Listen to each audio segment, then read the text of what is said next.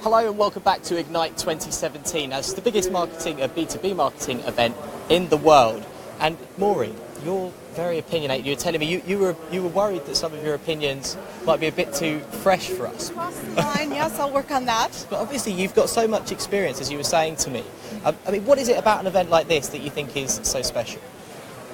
Well, there's a lot of nonsense in the B2B marketing space worldwide, and there are a lot of nonsense conferences that really are like cotton candy. People walk away from them and they don't have actionable stuff they can work on. Whereas Joel and the team here at B2B Marketing work really hard on making sure that people like me who are presenting, or folks like my team who are attending, walk away with stuff where they can start making a material difference in the work they do the next day. So you think other conferences, maybe you don't necessarily have anything tangible to take away, but here this could actually improve the way you do business? Absolutely. So there is plenty of content here where folks can either quantitatively move the needle on the number of conversions they get with their content, or the types of influencers they work with. It delivers materially. And speaking of pushing your content out further, I mean, what do you think the biggest trends are at the moment in B2B that people should be tapping into? So everyone is talking about influencer marketing, and Marshall Kirkpatrick and I just presented on this earlier today. What we want folks to know is that influencer marketing in B2B is not about the Kardashian model. Right. Influencer marketing, what I told my session is, you don't have to be known to be effective. To be effective, you just need to be watching what's going on in the marketplace, be where the ball is going instead of where the ball is, so you know what the cool topics are coming up, and you're not just saying the same thing everyone else is saying. And you have to watch the marketplace to do that, and then influencers will engage for you, and you don't have to pay them. And with the influencer model as well, you mentioned the Kardashians. Now I think lots of people, especially when they're going direct to consumers, they panic and think, oh, throw money at a celebrity. But do you think it's more important to have an expert with authenticity? Yeah, it's all about authenticity. So, and the marketplace knows. And so you can have, if you're interacting with an influencer and they find you to be savvy, they will work with you, and it's mutually beneficial. The influencers want your reach that you have, you want their reach, but you have to be having a conversation that's at a quality level, and an event like B2B marketing. In fact, it's really one of the only ones in the world that is like this. Maureen, thank you so much for joining Pleasure. us. It's been very interesting chatting to you on and off camera. Thank you. Enjoy the rest of the event. It's been an absolute pleasure. Now, don't forget, if you want to carry on following the live stream, it is on Facebook Live all day. And if you want to follow us on social media as well, keep up to date with what's going on here at B2B Marketing, then it's #Ignite 2017. Now, I've got another guest stepping in, Carla. Hello, welcome in. Here she is. Hello, Carla. It's lovely to meet you. Now, you've just been on stage talking all about creativity. Now, what's important about creativity when it comes to B2B marketing? You know, I think what's most important for B2B marketers to know about creativity is that B2C marketing sets expectations for B2B performance. And so B2B marketers tend to say, I can't be creative because I sell boring things, or, it's a long sales cycle, or a million different excuses. But when we look at what sets people's expectations, and it's the Amazons and the Ubers of the world, we have to be able to look at what inspires them and bring that into our own brand so that we can be more creative. So you think it's a case of watching these giant super brands, and maybe, everybody at every level can take a lesson from that? Oh, absolutely, because what people and brands don't always understand is that there's a distinct process that creatives use to be creative all the time.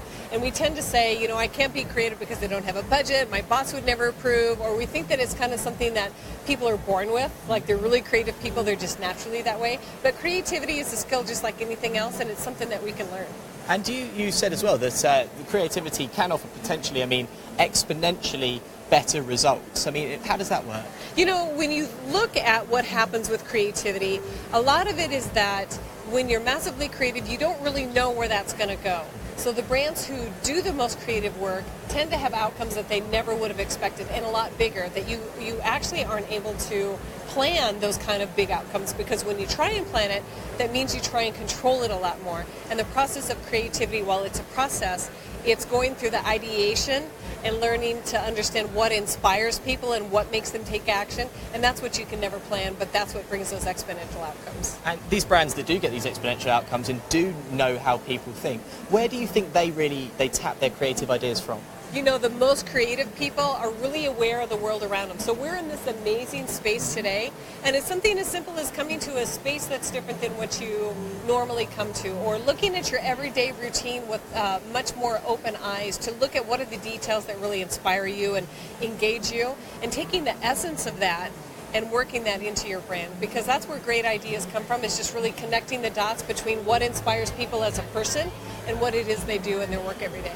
Carla, thank you so much for joining us. It's been an absolute It was great to be here. pleasure. Thank you. Please do enjoy the rest of your time at the event. I think we've got somebody else who's now about to step in. Do remember, if you want to follow what we're doing here at B2B Marketing, the hashtag is IgniteB2B, and you can follow us on the live stream on Facebook all day. Now, Lynsey, step in. Hello. Hello. Nice to meet you. Welcome. It's very nice to meet you as well. Yes, nice to meet you too. So an event like this, what does it do for B2B marketeers? I mean, what do you take away from something like this? I think it just really helps to put B2B in the market. I think sometimes, as was said earlier today, B2B can be seen as boring to boring. So I think this is just a really nice way to freshen it up and make people realise that it doesn't need to be that way.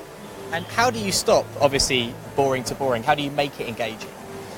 I think for me, it's just about being personal. And again, that's a theme that's come up today around being more personal. So I think in financial services, so I'm from Standard Life, and in financial services there's definitely an opportunity to take away what can sometimes be quite scary decisions about your financial future.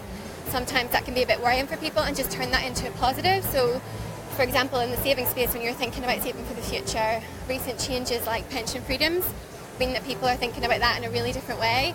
So I think we have an opportunity to kind of connect to their reality and really show them that by taking the right steps now for the future, it can be a much more optimistic experience. So I guess it's much less about the products and much more about the brand experience and what we can do for them, and that's all about that personal connection and relating to what they really need.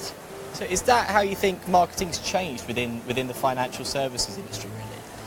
I think that it is changing. I think we still have a long way to go, but I think from the sessions already today, we can see how we're trying to be a lot more personal and actually just connect to people on that more relatable level, which in the past, especially in the B2B space, we struggled to do because we tend to see it as business to business. It's a really corporate relationship, whereas actually we need to realise that there are people and humans behind that business, and by connecting to them and their needs, that's how we really get the more effective brand experience.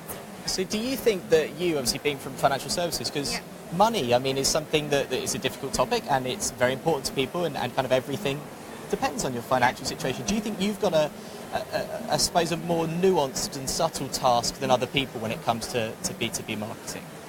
No, and I think that perhaps that is the perception, and I think if people take that as the perception, then we will almost settle for that a little bit. But I think that we have just as much opportunity as everybody else, and again, like I said, with recent changes in the financial services industry, I think there's an even bigger opportunity to step up, really be seen, and show that everything is about personal needs and wants at the end of the day, so just really connecting on that personal level. Lynsey, thank you so much for joining us. It's been a pleasure. Don't forget, if you want to keep watching, then the hashtag is IgniteB2B, and you can keep following our Facebook stream all day. And don't forget, we've got exclusive content here for you, okay? So not everybody is seeing these live Q&As that we're doing. We'll also be streaming some of the keynote speakers as well. So make sure you keep watching to find out more.